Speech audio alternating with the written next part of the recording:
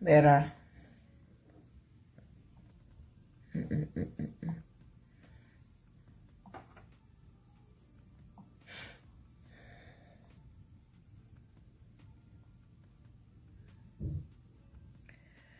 Mera. Life be they make nangle for the beginning, and then hold on. Yes, I need to. Alright. So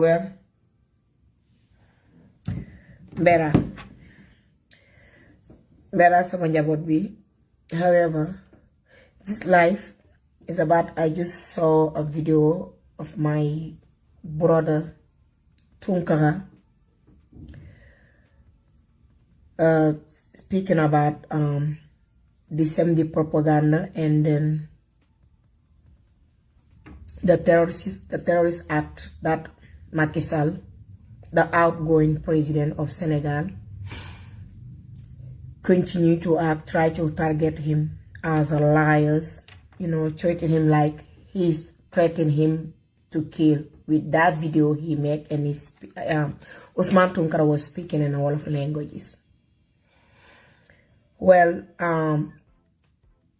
I believe and knew that Ousmane Tunkara been in the United States long enough to know what to instigate, what to say and what not to say, with the respect for the United States. So this propaganda government of Macky Sall in Senegal, it's like what they're doing to the Senegalese people in our country, using power to terrorize their own people, accusing them terrorists, and we know who are the terrorists in Senegal. We have all the proof video of Traite act terrorists that Macky Sall and his supporter and his government have done to the people of Senegal. What Senegalese people never face in real life. The biggest terrorist in Senegal is Macky Sall itself and his wife. Hiring their own thugs, create a terrorist group that terrorize the country, the people, the population of Senegal. The whole world see about it. That's enough scene. Terrifying. Right now, Macky Sall thinking that the power he's using against his own people, those who elect him to be a president for Senegalese people, using that power of the people choice and terrorizing the Senegalese people, he can use that to another country, especially this country in called United States of America. This country where people look up to them. This country, Macky Sall, you too little to use the kindness, to use the democracy of the United States as a weapon for you to be able to terrorize your own people who are immigrants here in this country, living their best life to sustain and to help their people. Macky Sall, that's totally wrong. You're making a mistake. Because this United States are way smarter and wise and know exactly what is going on in Senegal. You cannot use your propaganda thinking you can manipulate this United States, America, this wise country where people look up to them. You cannot even protect your own people, Macky Sall. You cannot even secure your own people of Senegal. You cannot even accommodate them as they give you to be in power for 2 terms. Leaving the Senegalese after your 2 terms, what you pay the Senegalese, Macky Sall? Terrorist act. What make you think that your terrorist act you are using in the country of Senegal for your Senegalese people, your own population? What make you think you can use that power to manipulate the people of the United States? That is big respect for the kindness and the democracy of America. Your lies, Macky Sall, should remain in Senegal. That's an insult to the United States of America. Thinking you can use your bigotry, your lies, your propaganda of power to manipulate the American people. I don't know what you were thinking. And who does that? Using a video that where Chunkara say, all Senegalese living in the United States have right to come and express their anger against you. Of course, if I was living in New York, I'd be the one who's gonna lead that protest. My people are suffering of the hand of your dictators, Macky Sall. Here's America, the land of freedom in a good way. They have right to express themselves, to show the world that how their own people are being tortured in their own home. To show the world that these keep taking the back way, running to the United States. They have right to remain in their own country. Because of your dictatorship, Macky Sall, that's chased any youth, all those future leaders live in Senegal. And they're supposed to stay in their country, to live what they have, to stay there and even support their parents and do what they have to do to express themselves and to live in a freedom, peaceful mind, to live their best life. You say no to that. You're torturing the Senegalese people, making them running out from their own country. Some of them, they even got here in the United States not long ago. They're over there in New York and looking for where to live. Do you think America like that? They have their own American population. They should worry about it. You own your own self, Macky Sall. You already add the problem to the United States when your people are running from your own country to come hide in America to live their best life because of your dictatorship. So what makes you think that you can use your bigotry and your dictatorship, what are you doing to your people in Senegal, thinking you can manipulate the American people? That's harsh. Big disrespectful to the democracy of the United States of America. No any American here threatening you. Any citizen of Senegal send a threat to you. That's a liar. If that's the case, you feel threatened. So how can you pay some, even your own supporter living in America, to instigate violence in our own country? Senegal, François Elenge, Maktabi Kabila, Kouranyai, name it. There's so many of them over here living in America, instigating violence to our own country, Senegal, where the Senegalese should remain in peace. But your own people, paying the people here, some citizens living here in America, and most of them don't have no document, instigating violence in Senegal. So if that case, you feel a threat, you should protect, first of all, any threat, anyone who lives in America and instigating violence, and because they favor you, they are your supporter, Macky Sall. That's why you're okay with them instigating violence, living here in America, getting paid from you, involving and engaging and supporting those who are killing your own population. We have all videos of your threat, Macky Sall. We have all video of your own people, why they stand speaking louder and clear what they're going to do to the Senegalese. Some of them even holding knife, saying they're going to kill the Senegalese. Some of them making video, saying go kill some or some. Do you take care of them? No, they're working scot-free. But how about those youth who are not agreed with you, what they have done to you for you to lock them in jail, hiring to kill them, assassinating them, locking, taking more than 1,000 youth, put them in boat, tell them they have to get into that boat to go to Europe and sabotaging that boat to be sink. Lot of youth of Senegal is being dying on the sea because of you. Your terrorist act is well known all over the world. So you cannot use America with their respect for home country and their democracy as your own weapon of propaganda. Ousmane Tounkara, if he was making a video threat that they respect as a crown of peace ambassador, I swear, I'm the one who's gonna first take that video and show it to the FBI, tell them he make a mistake, but he never. I follow all day. Don't see me because you think it, I don't even express myself. So when they're doing their life, I follow all those video live they make in here, the Senegalese in America. So Macky Sall, this action you take, don't waste your time. You will never gonna see it the way you want it. As you are the president of Senegal, the outgoing president, and you are torturing your own people in Senegal, the Senegalese living here at board in the United States, they have right to express themselves. This is the country of freedom. It's a country of express what anger you have without using any violence. Here people protest and peaceful protest. They express themselves and they speak about what they want people to hear with no violence. It's only in Senegal, even though you're walking in a peaceful protest, you have to call your truck to go shoot real bullet on the population, to just fire them, kill them. You don't care. Here America, they care about humanity. It's a country of humanity.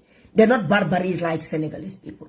You cannot even use the kindness and the democracy of the United States for your own game weapon.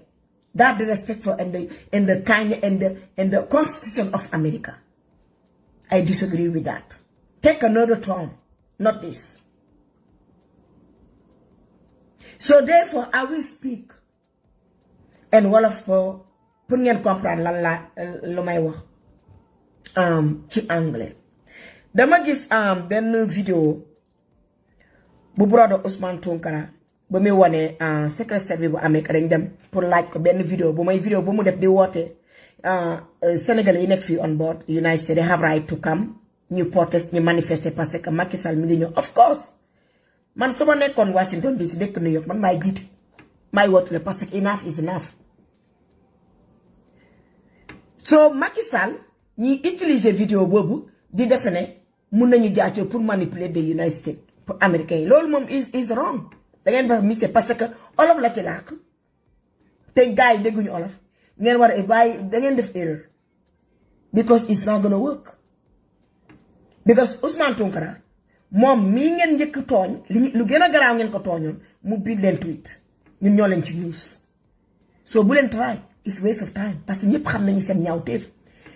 Parce que yoon nañu seeni vidéo traite Macky Sall bu fekkete ne affaire de Terroriste Act moom nga against lépp.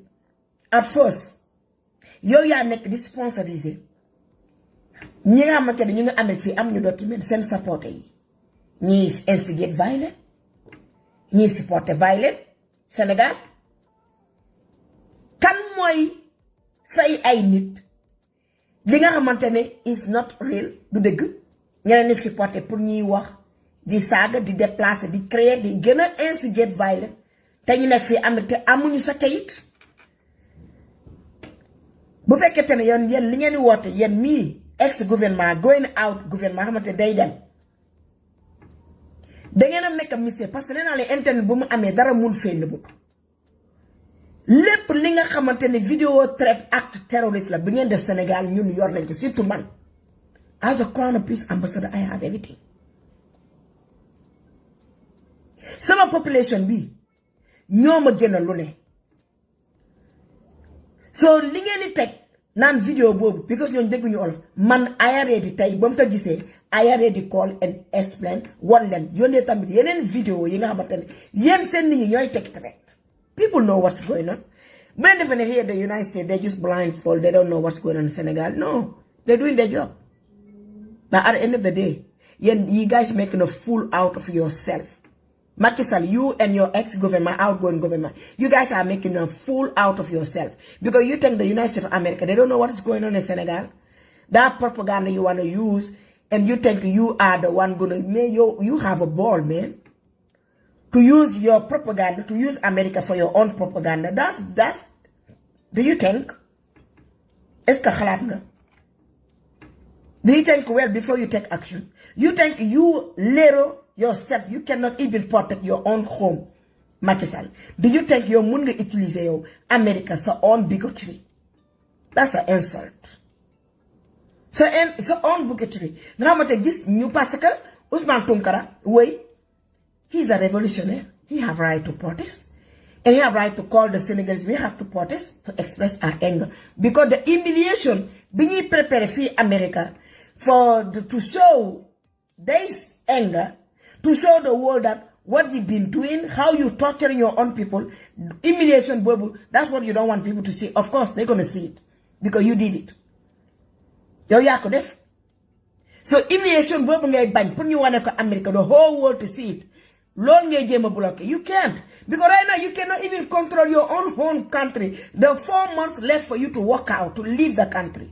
Muno ko sa mention.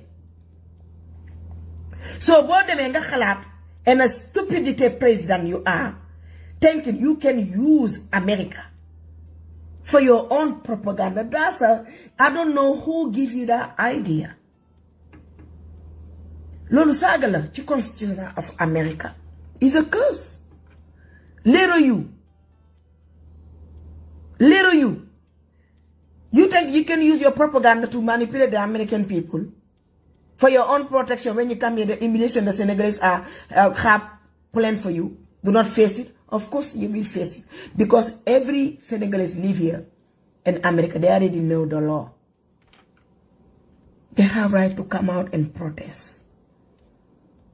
That's the only way they have to communicate with you. Because in Senegal, when people come out to protest, you kill them. When they come in to express their anger, you kill them. Chasing them inside their house, killing people, hijacking the youth, kidnapping them. What else you want the population to do? Just to remain silent and keep quiet? No, you can't. When you cannot control your own country, don't think you can control another country across, especially the biggest country, the United States. I don't know who tell you to have that idea to go and manipulate America. That's a ball, man. You have ball. You have ball. So dinan Senegalese. Li mota archive ba. Archive yep bolen am. Ci vidéo traite. You group ex-gouvernement bi di dem.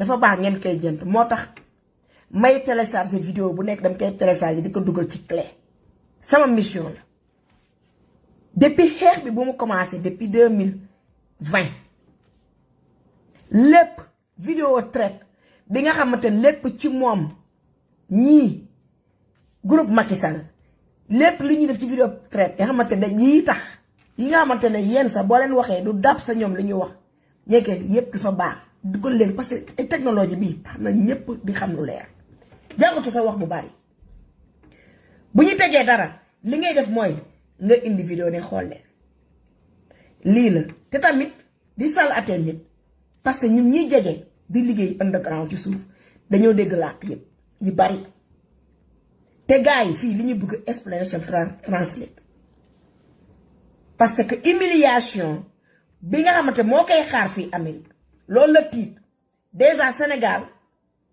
xale yi pañe guñ ko yen rek dangal na dëgër na ci boppam bi nga xamante ne moom xamul fu mu koy wàcce yennee ko danaa leen dara yor ko léegi ñëw fi nga xamante ne ay morom moom président xamante ne ñoo liggéey seen dëkk de président yi nekk fii dañu leen déglu seen population dañoo respecté seen i yeneen morom président am sax dañoo respecté seen they have consideration toward their own people moom mi nga xamante ne amul consideration ci ay population amul respect ci population pare ba pare barbar gi mu def sauvagité bu mu def mu yaakaar ne comme mi ngi ñëw mu ragal humiliation bi koy xaar fii he will face it parce que nit ki li nga liggéey da ngay encaisser soo bañee yi yëpp dal la you do better because yow yaa dem you went to the Gambia say you serving the Gambian people Macky Sall because they was facing dictatorship. And you are terrorizing the Senegalese people, showing them worst dictatorship that Gambia never faced during the 22 years of Jammeh. What do you expect? The Senegalese will come out and express their anger. And those surprise they're holding, they're preparing for you, you will see. They have a lot of message to show. Those message you calling that they're preparing to attack you, no. Message can expose in so many different ways. Here is America. Come on, man. Who gonna live in America saying they're gonna attack you? You come. That person don't think like he's in United States. United States is not a country of like a kindergarten. No. Look at you, how you humiliate, how you show your just lack of intelligence. Low mind yourself. You don't need to fear your Senegalese people because you did it. The torture is enough, is enough. And we are waiting for you here in America with open hand. When you come, you're going to see all the message and the whole world going to see it. All this camera, all the international newspaper, journalists, TV, they're going to capture the message the Senegalese will deliver. For the world to hear, to know the biggest dictatorship who terrorized the whole country, Senegal. You made a history, Macky Sall.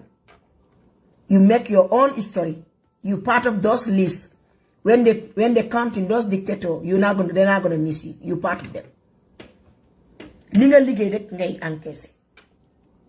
Donc boo demee ba toog di xalaat ne mun nga utiliser America pour hijack leen ci sa own propaganda of leadership, you're making a big mistake. It won't work. Only one thing I'm gonna advise you, mooy packal sa ship, pack your thing, and leave the country in peace. Senegalese deserve better. Senegal is a country of peace. You are the one who organized all those terrorists and the ethnicism. What Senegalese never faced. This is a bad history. You live for Senegalese people to remember. Terrible, terrifying story. Very terrifying. Ku tok xalaat ko sax, thinking about Macky Sall and the Senegalese people, your heartbeat is you terrify the Senegalese people.